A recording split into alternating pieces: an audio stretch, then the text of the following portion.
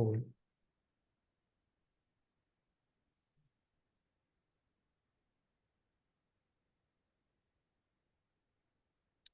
Can somebody let me know if you are able to see my screen? This the slide that says, "Welcome to the third episode of Designgoi."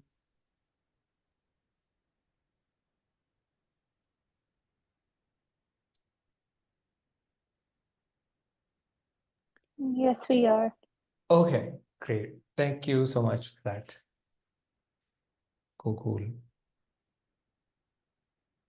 Zoom always just like surprises me by changing up its interface right as the meeting is about to begin. Um, but hey, like for everybody who is joining, thank you so much for being on time. I love when people do that. Uh, and just while we're waiting, we're in that waiting room.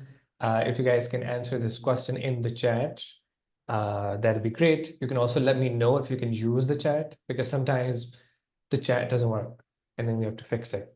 But this time around, it looks like it's been fixed from the start. So I just want to know if it's actually working.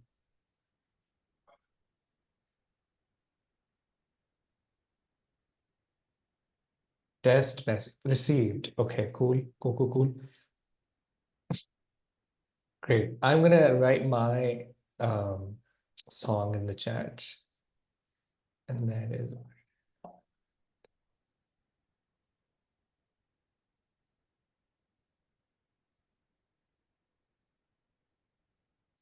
I'm also like very curious, um, like, why does it put you in a good mood or like, why does it boost your mood? For me, I mean, there's like a brain melting solo, like a guitar solo at the end of the song.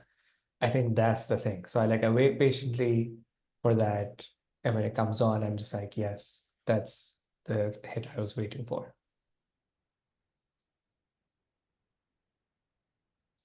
Cool, cool, cool. Bero Ramadan, I hope I said that name correctly. All songs of Coldplay. Cool. Are you by any chance going to the concert in Abu Dhabi? Ariba Zedi says Behudi by Zara Paracho. Oh, okay. That's a cute one. Enya also works. Yep. Enya has been, yeah, I mean, I've known about the musician since Gladiator. I think that was my first introduction. But it's great. Oh, you're trying to go in India? Okay, that's really nice. Dr. Aisha, amazing song, isn't it? Yeah, Uh, absolutely. Yeah, gets me happy every time. Absolutely, yeah. The other day, I woke up with the song stuck in my head, and I was like, how and why? But then I just didn't question it further. I was like, okay, the only logical thing now to do is just to listen to it. And then I played it the whole day, so it's great. Yeah. And Misha's done a really fantastic job of kind of redoing it, and the work, her version is also amazing. Oh, I can't seem to remember if I've listened to that one, Got or to if I check. did, I forgot. Okay, I will after this. Yeah. Cool. Hi, Zishan. How's it going? Great to see you here. Really interested in the song that you are choosing as well.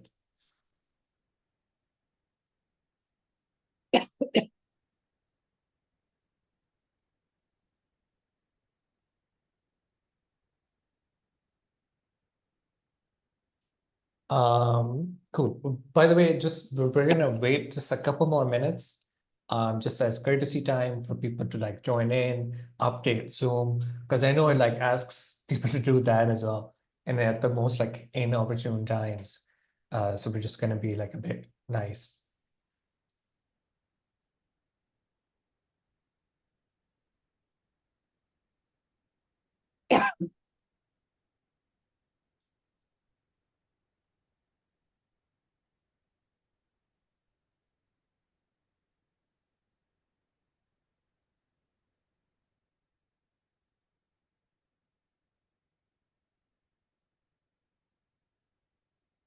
Nishan, come on, man. Like you definitely listen to songs. Like there's no age to stop listening to songs. Everybody listens to music.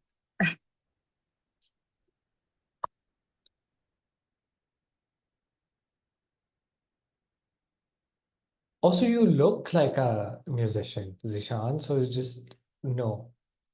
That's not an acceptable answer. I'm really sorry. Moise Emmett says, favorite song Mera Bichra Yaar. Okay, wow. And it boosts your mood. That's really nice.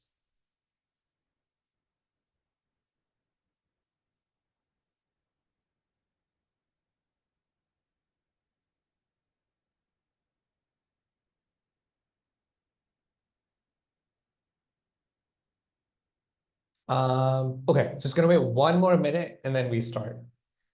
Nida, is that cool? Um, okay, cool, thanks. And yes, that's been sorted. Dr. Aisha's gonna go first. That's cool. By Natasha Bedingfield. Wow. Wow, wow, wow. Throwback.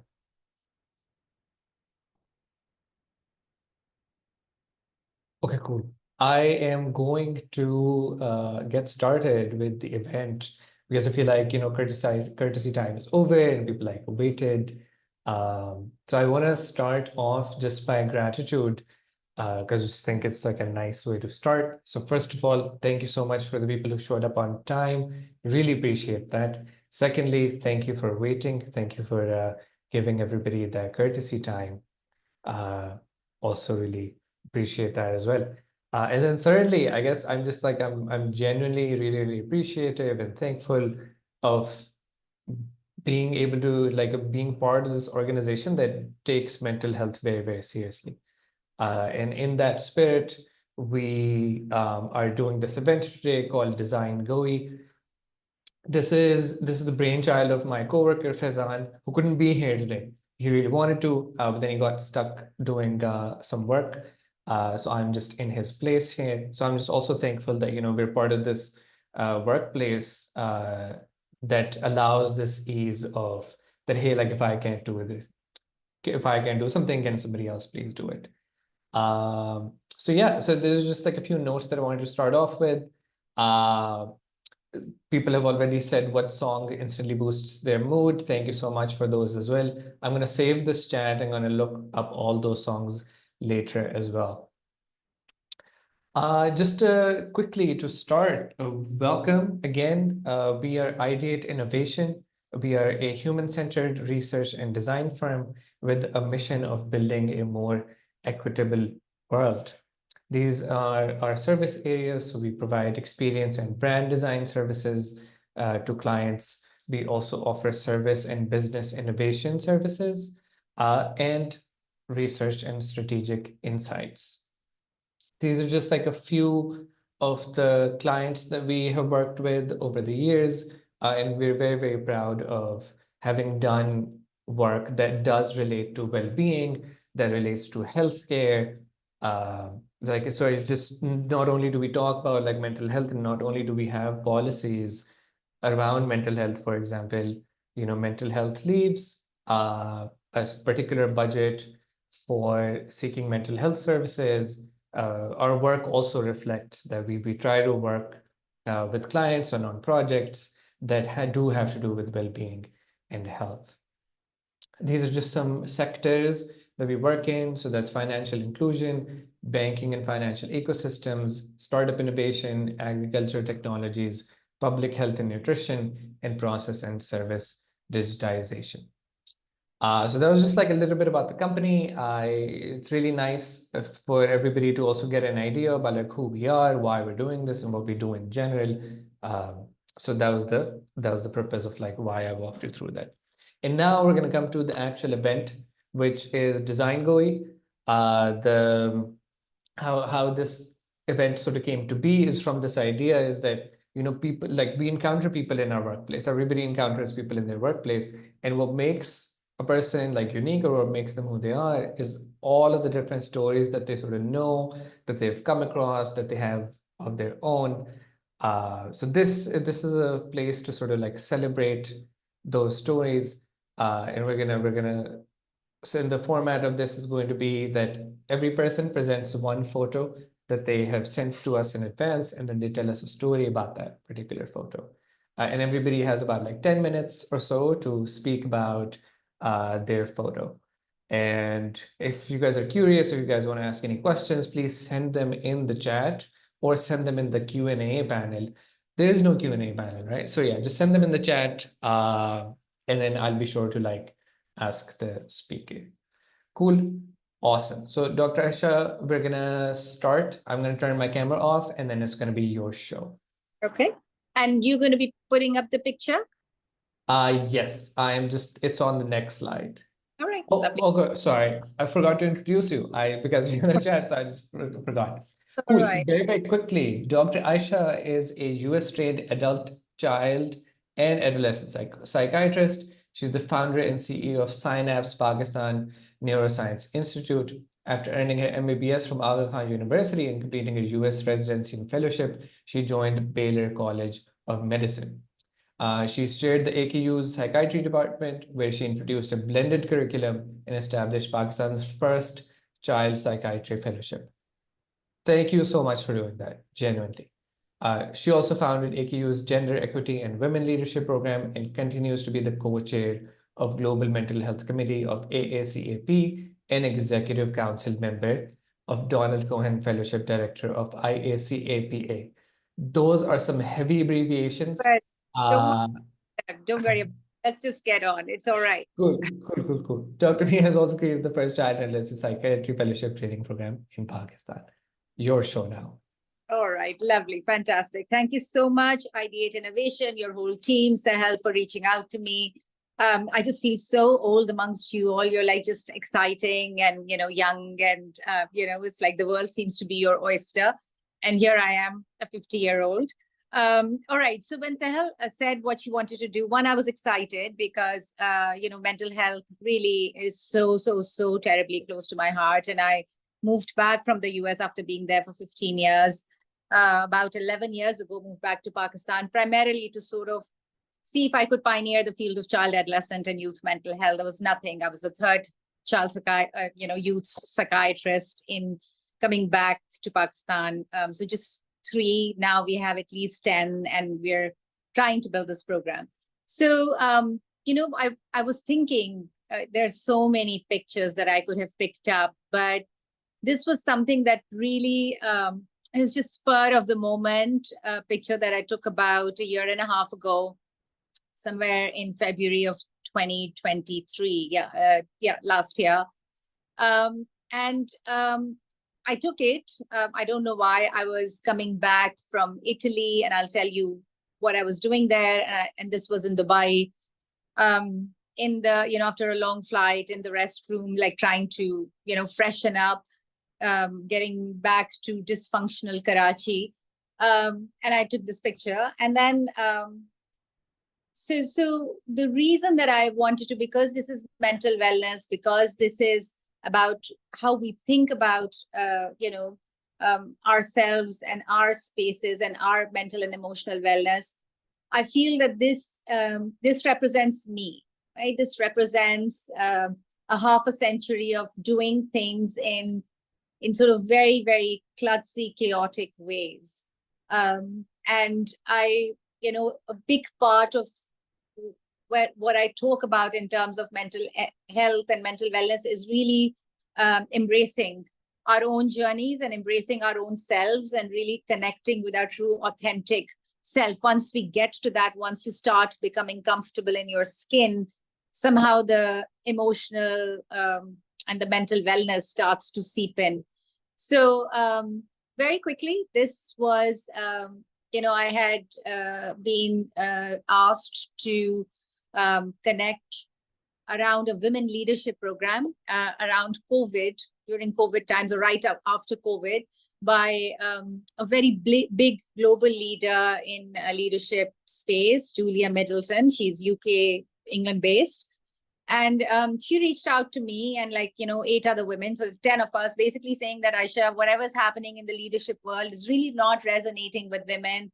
We've really, however leadership has been defined all across the world is really not done us good. Look at what the world is doing right now. Look at how the world is collapsing around COVID. So I want to start a movement called Women Emerging, which is we're going to start thinking about what is the kind of leading that resonates with women, but also not just necessarily with women, but people who want to define leadership in different ways.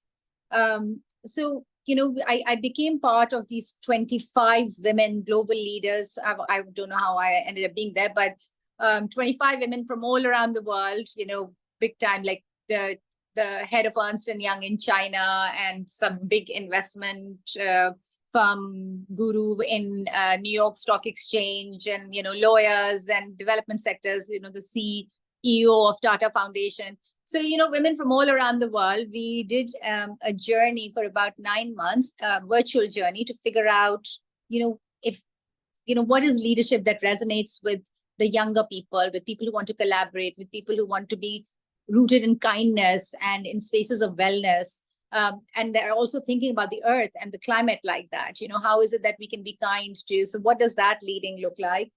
And then we, Rockefeller Foundation funded us for a retreat in Bellagio, Lake Como, Italy.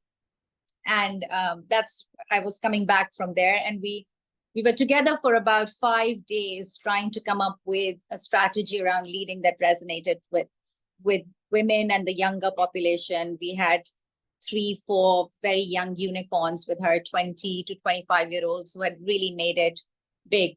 And as I was, and did a lot of reflecting there, and as I was coming back, it was like the conversations that happened there were so much about vulnerability, was so much about embracing the chaotic, blooper-filled lives of ours, was so much about our clumsiness when things go wrong, about our failures when we fall down and really feel that we can't move up.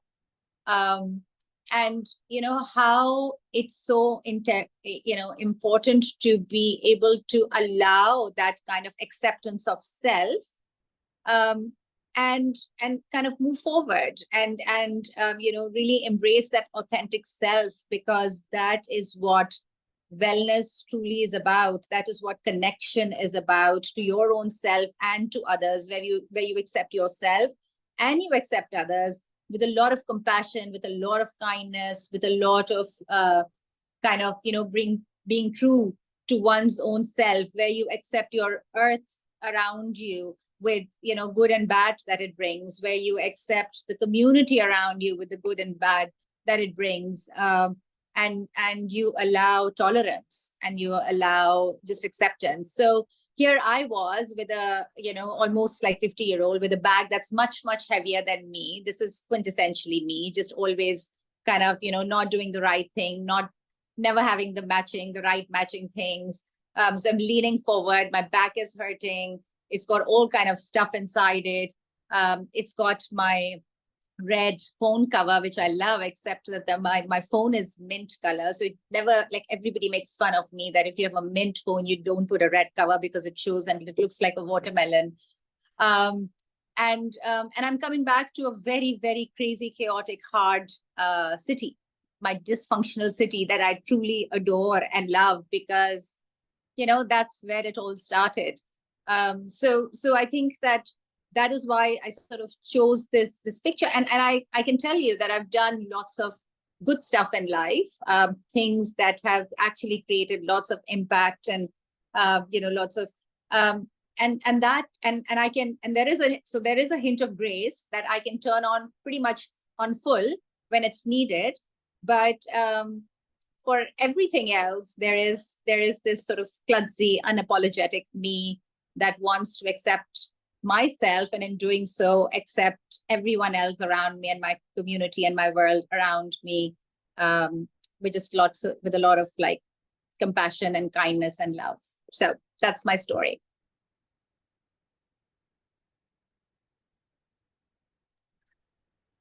Wow, Dr. Ayesha, thank you so much for that. I really, really appreciated you sharing that with us. I know you have a flight to catch, and I'm sure you might not have many more minutes for us. Do you have time for a question or two? Sure, sure, absolutely. I love the message of, accepting yourself, but then also just maybe accepting different versions of yourself, like somebody like the character that you play in certain cases, but then sometimes in front of the mirror you just like यार यही हूँ मैं तो बस मुझे accept करना है. Would you have any advice for people who may be like struggling with that? Like, what could be the potential first step that they might take So, towards self-acceptance? so look, it's not easy. I mean, it's like I think my journey started at the age of 40. Before that, there was this internal voice of my mom, like constantly telling me, this is not enough, you're not good enough, you need to do more, you need to do more. It's like it was constant. Poor her. I mean, like right now, when I tell her, she's like, when did I do that? What are you talking about? But it's just this internalized voices that we carry within ourselves, no matter what you do, no matter. So it took a while. I think something changes at 40 where you start to kind of think. But I'm saying this 40 for myself. With you all, it's starting earlier because I think the younger generation is a lot more reflective, a lot more centered in the spaces of life integration of our lives are passing us by. So I feel like the start is to just every day at the end of your day, just like 2 to 3 minutes, just reflect on how your day went, what went well, what didn't go well, what is the one wonderful thing that you did today. I talk about this idea of appreciative inquiry, which I love, because we constantly think ye nahi kiya, ye nahi kiya, ye bhi kar lete, ye reh gaya, wo nahi hua, ye sab, bijli nahi hai, ye nahi hai, wo nahi hai. But if we use the construct of appreciative inquiry, which is like, what went well?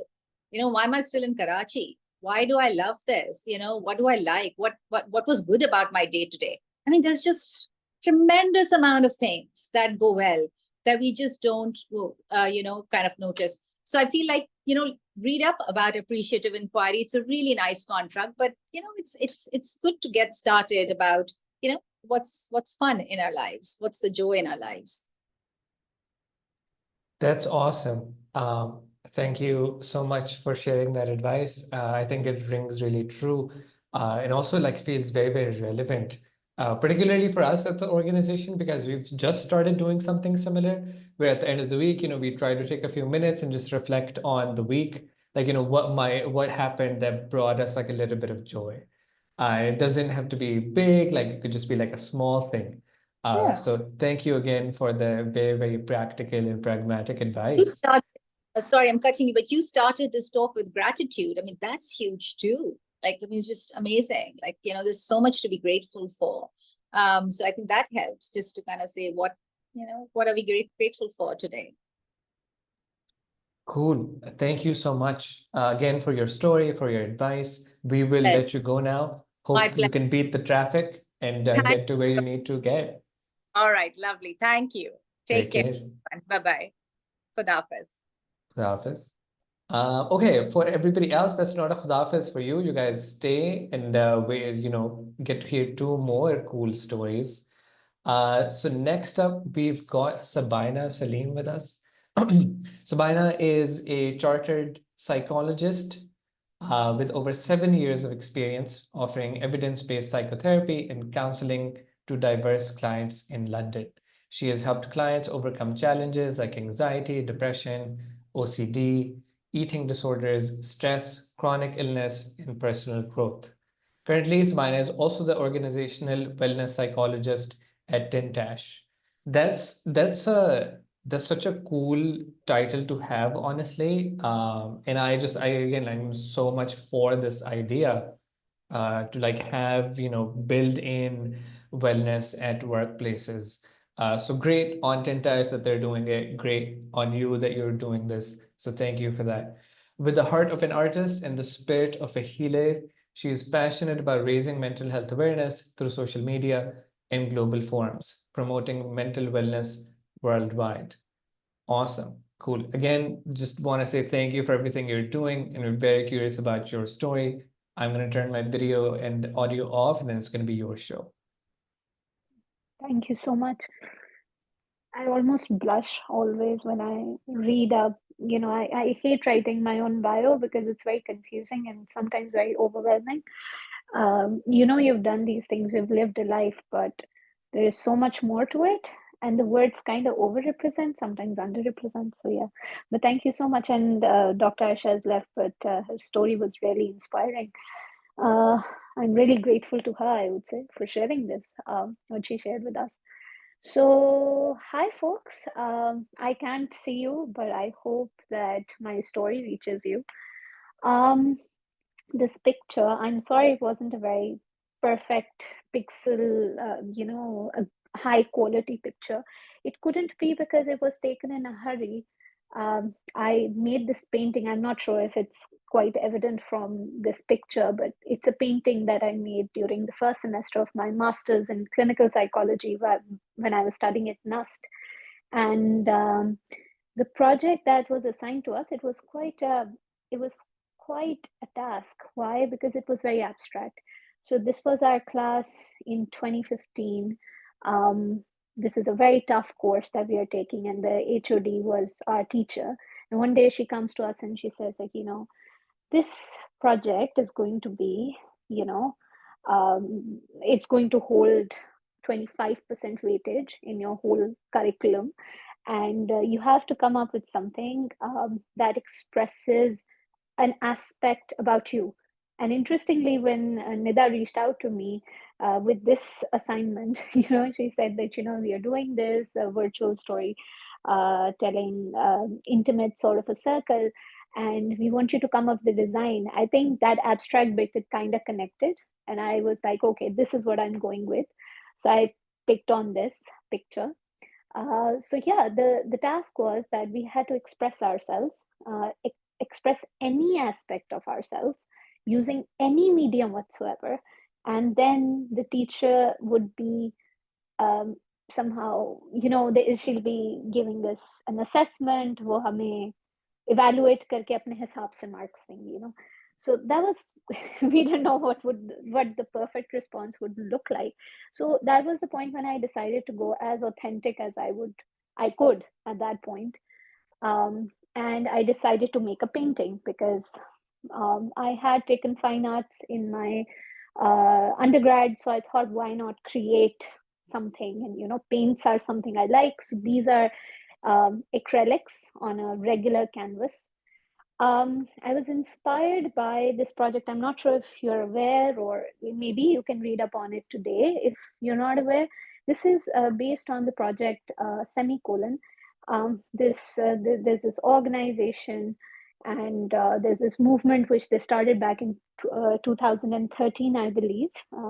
This was Amy Bluell, and they called it the Project Semicolon. She did it as a tribute to her father, who died by suicide. And she wanted to commemorate, his life journey, and also kind of represent that there are people who have chosen to put a pause or to take a pause instead of using a full stop. So with the suicide, it's mostly a full stop. With the semicolon, it's the spirit of taking the pause, taking the time to heal, accepting yourself for who you are, accepting your state of mind, and then working through it. So this is what it was based on. My idea of this project was, I was kind of trying to build on um, this notion. I'm not sure if you know this, but the project Semicolon, the thing which a lot of people ended up doing was they were putting tattoos of a semicolon to represent and to support people who experience suicidal ideation, because suicidal ideation is quite a reality. And the people who experience it, they're amongst us. It's not like um, एक को हो सकता है, किसी को suicidal ideation, oh god, मुझे तो नहीं हो सकती. It can be anyone. It can be anyone at any point because of any particular reason. It can be hormonal, but it can be largely psychological, can be circumstantial. So a lot of people started putting getting these tattoos, and they would get this small tattoo of a semicolon around their wrist or sometimes around their ankles. So that is what I based my project on. And I decided to create a painting and dedicate it to the person who inspired me to become a clinical psychologist. By that time, I wasn't holding that tag. Obviously, I was a student of master's back then, but I think that was the time when I also decided to confront this thought that, why am I here? And why am I choosing to be a clinical psychologist? Out of all the things that I could have done, why this? And mind you, this is a career path I had chosen for myself. I was under no pressure. ऐसा भी नहीं था कि मेरे pre med में कम marks आए तो मैं इधर आ गई. ऐसा नहीं था. I chose psychology really, but I had not confronted by that time कि मुझे inspiration मिली कहाँ से है. Subconsciously I knew, but I had not talked to anyone about it. And this was my way of telling the world why I had chosen this field. So yeah, so if you look at the painting, I'm just going to describe the design a little bit now. This is a semicolon, quite obviously. If you look at the dot, which is जो ऊपर वाला part है, जो circle है, if you look at it, there are a lot of circular sort of structures there. They represent the circular nature of thoughts, which somehow हम इसको repetitive जो rumination का एक symptom होता है depression में, anxiety में भी होता है. There are circular thoughts that keep on coming back, and they're like spirals, and they're never ending. They're really like that, आपको शायद याद हो बचपन में वो चू-चू trains आती थी. They're circular. The train starts from nowhere and it ends nowhere. आप उसको चलने दें तो वो चलती चली जाएंगी, right? So that is what these spirals, they represent. It's a quality of thought and the quality of state one gets into when they're experiencing depression. And if you move down a little bit, the person who inspired me had very long hair back in the day, and I tried to make those hair. I've always liked these intricate patterns, so that was there. Of course, this was a woman, so I think it's a bit evident. The blue color represents the depression, and the depression, how it got a hold of her, and how it was enveloping her identity. Yet there's this one tiny element, and which represents her fight and the way she fought back. And she really, I think, is the epitome of that project for me. Her resilience is represented by the red lipstick. If you look at it, it's a very small dot around her lips. This is the lipstick that hid that depression. But at the same time, if we really zoom in and we try and explore, a person might be losing a part of themselves, but one could see this as, oh, they're hiding it from the world, and they don't want anyone to know about it. Maybe, I don't know. But them choosing to show up every single day for their family, for their work, for their responsibilities, to put on that lipstick and telling themselves like, I can do this. That's as strong a message as there can be for the human life. And for me, this represents the struggle of every person who has opted to use the semicolon instead of a pause or a full stop. Sorry. So yeah, that would be it from me. Thank you so much, Sabaenah, for that story, and also for explaining the history and the thought behind the semicolon as well.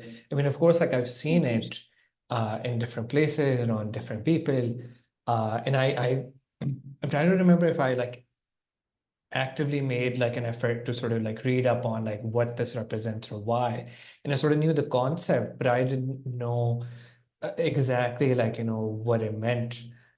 So thank you so much for that. Really My appreciate it. pleasure. Yeah. And again, like I guess so I've been staring at this photo for a while now because because I was curious and I was trying to like form some sort of an opinion. I was like, why this? And I could see the semicolon. But that last point about that red lipstick and that representing like a tiny bit of like hope, and just like, doing what needs to be done in the face of this like overwhelming like blue and black, completely missed Yeah. it. So again, just enjoyed listening to Yeah. you. Yeah. Um, I would like to take a moment, and say sure, two things. please. One, red is a beautiful shade, and it's my favorite color. Yet, I feel red here also represents the color of the blood, the color of life. And, someone choosing to use that is not just fancy, it's a symbol of life there. And secondly, I really want to appreciate your effort, and thank you for all the appreciation I'm receiving in the chat. I really want to appreciate the forum because I feel not only is it important to talk about mental health, but it's also very important to, I think for us as mental health professionals, we rarely get a chance to talk about ourselves in a way that, that's productive. It's not about, oh, me, but it's mostly about, your story. And that's what Dr. Ayesha did. I tried my best to do that. So thank you for creating that forum. Of course. Thank you for sharing your story. I have a question as well, but this is Mhm. just a note for everybody else. I know some of you are sending the questions in the Q&A tab. Due to some technical situations, I am unable to see those questions. So if you can copy that question, paste it in the chat, that's something I can see. So I'll be able to like relay that further. And while you do that, my question to you, Sabaenah, is that I feel like oftentimes people might think that they just don't have the time to take a pause. Uh, this just, like I don't know how to do it, or like I don't know when to perhaps do it. Is there something that you would perhaps, want to say to people who might be feeling that way, about the time aspect of it, or how to perhaps create time to take a pause? Yeah, I think that's a very different kind of a pause, I must acknowledge, firstly, because this is a pause on life. This is a pause in general. I think if we keep on taking those pauses, uh, one doesn't reach this stage that quickly, So it's important to take that kind of a pause. Um, to me, I'd say that one has to be very mindful of the fact that, yes, it can be quite a privilege to be able to take out that time because life can really turn into a rut very quickly these days. And the expectations and the, the things that are required of us, they're really, they're nonstop. They're really, um, they're difficult to dodge. Yet one has to understand that some things in life are optional and some are just not. So, like, I cannot put a pause on me having a meal, you know. This is just something that I have to do in order to survive. Such pauses are also there as a demand of your body. So one, I think we have to fix our attitudes towards that because a lot of people, when it comes to discussions around mental health, people are like, oh, it's such a luxury, or oh, I can't afford it. I completely agree. It's an area which needs a lot of financing and a lot of good governmental policies and all around the globe, not just in Pakistan.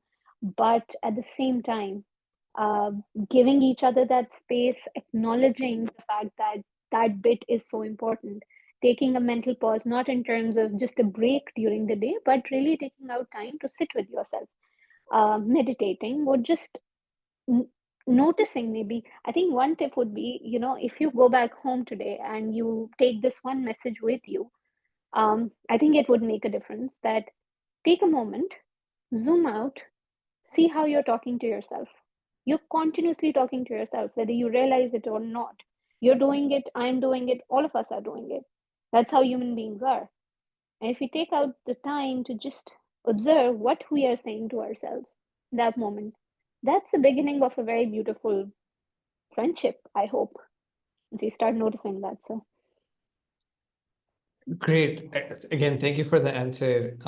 Thank you for putting up with my definition of a pause as well. I appreciate that. wonderful. This is okay. So I'm going to take one of these questions. And I feel like because it's like a nice continuation of what you were telling us. So the question is how to develop better intuition, the clarity that the voice is coming from our intuitive self and not just overthinking. I think Lisa is the person who has put this up, and Yes. I think this is a very important question to ask. Someone who is asking it will be able to find the answer. Hopefully, I pray. And yes, these two can really overlap. A lot of times when people come to us, the question is, okay, I can feel it in my gut, but I think, and you're calling it anxiety. So, how do I know? So it's a very important question. Um, I would say there's a very simple metaphor that can be used to understand this. You know, they say that if you take a pot of boiling water, it's going to be a cliche for some people if they've been like, reading up on this, but still, it's a very useful metaphor. Take a pot of boiling water.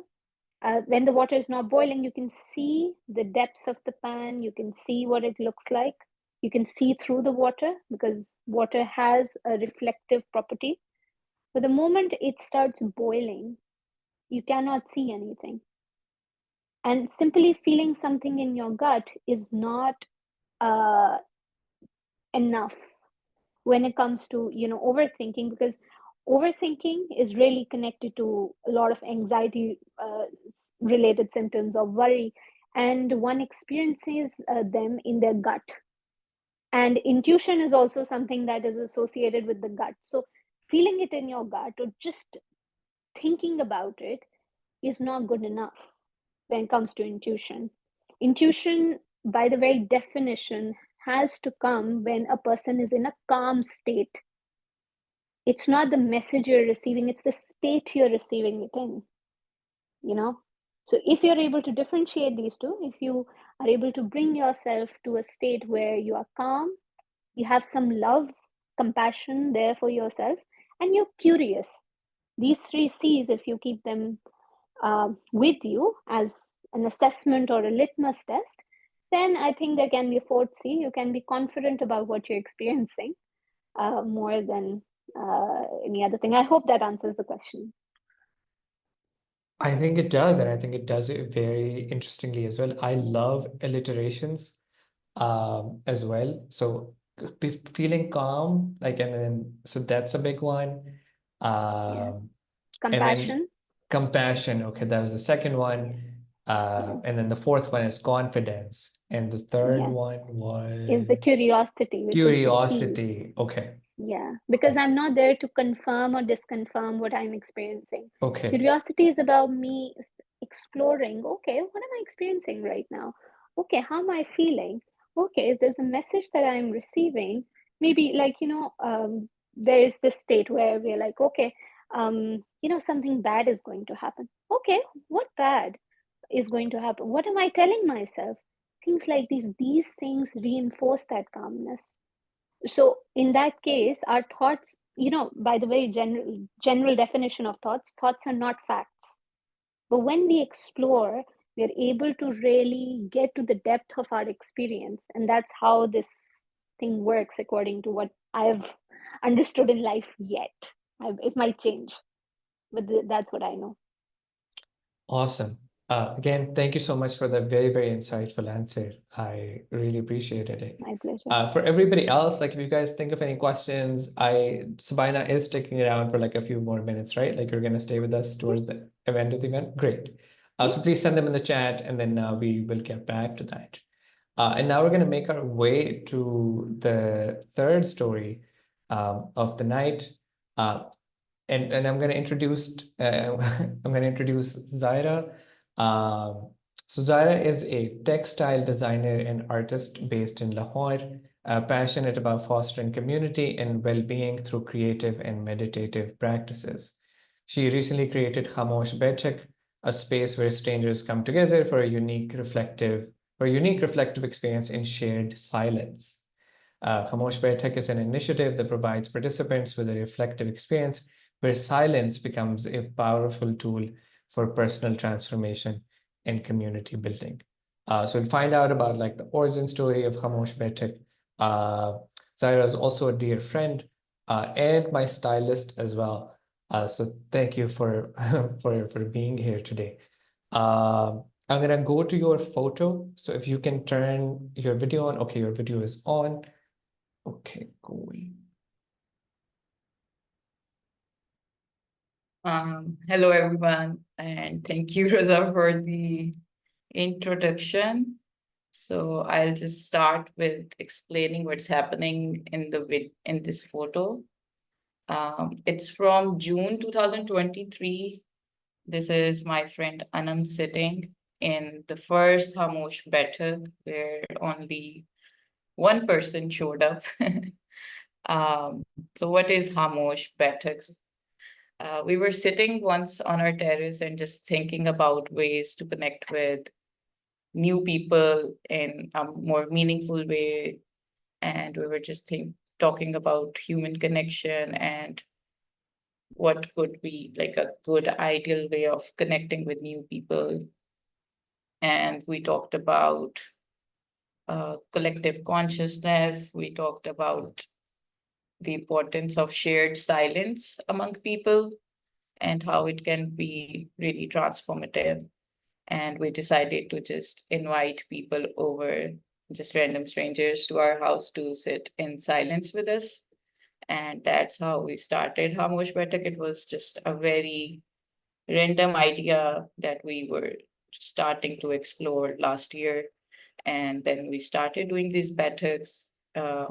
So how these bataks works are like, we invite different people to our house, and then we do some breath work for a few minutes, and we don't ask any questions like their names or what they do.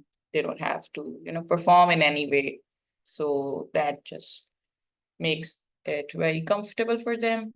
Then we just sit in silence for 30 minutes, and it's recommended to just choose a focus point like your breath or something else, and then just let your thoughts pass through without, just diving way too deep into them. And at the end of 30 minutes, everyone is just allowed to speak if they want to, leave if they want to. And it has been a very interesting experience in the way that people connect, the way strangers have connected with each other. The transfer of energy has been so interesting, and like I get surprised every time. It's exciting for me because there are just new people, new forms of energies, and just people with so many different backgrounds coming together and not talking. So the silence plays such a great part in it. It's like such a great icebreaker and just gets people very comfortable. And we can talk more about silence too, why silence is important in this Baithak. Like, I have been doing silence fast for like many years now, and I felt that it has been very helpful in for just introspection, for calming me down, and for just spiritual growth. And I always tell people that the best you can get out of this Baithak of 30 minutes is some healing and some introspection, and the least you can get is 30 minutes of rest, because I feel like that is also very important, to just give yourself this well-deserved rest. And yeah, so this has been the story of Hamosh Baithak.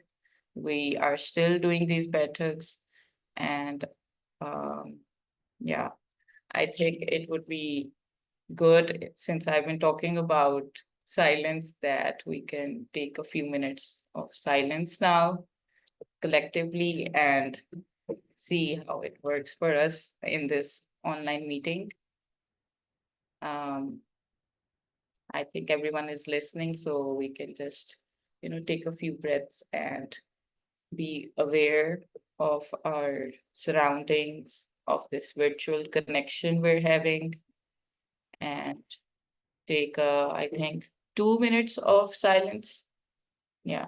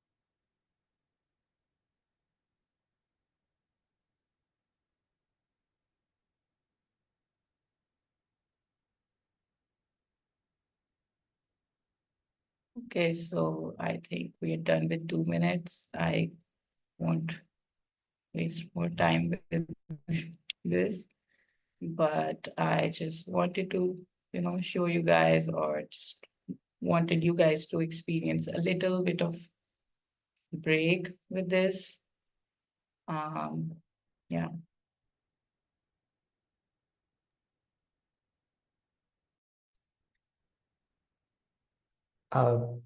Thank you so much.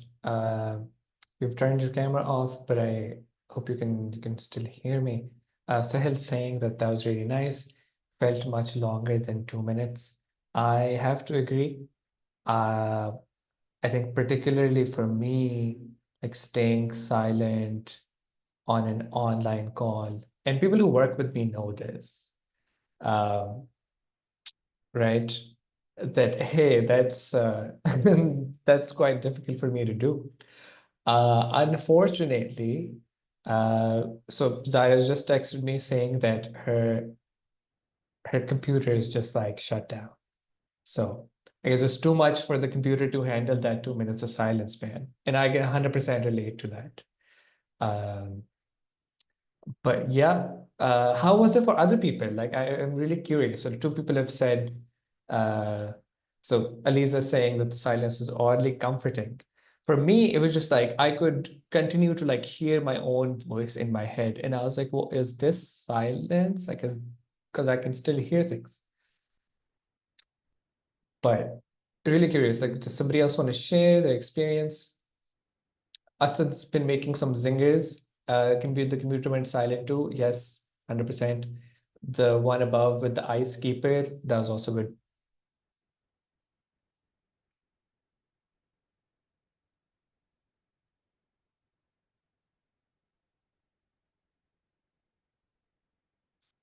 Okay, cool. Well, it looks like, people are either, okay, some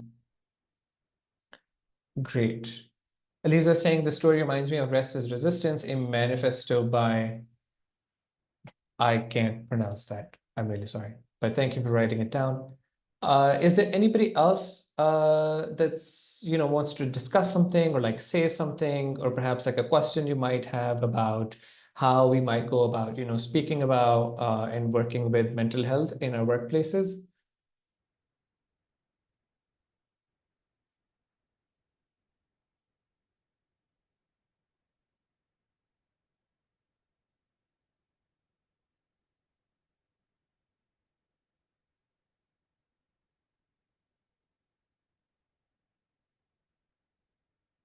That's fine. Again, for the people who are still here, genuinely want to thank everybody for giving us your time. Hopefully this brought a new perspective, at least one, if not three, to everything that you think about or do in your daily basis. I, again, want to end with gratitude as well. Thank you so much for attending. We're going to do another one of these sessions quite soon. Thank you for your time, and I will see you guys next time. Hafiz, take care.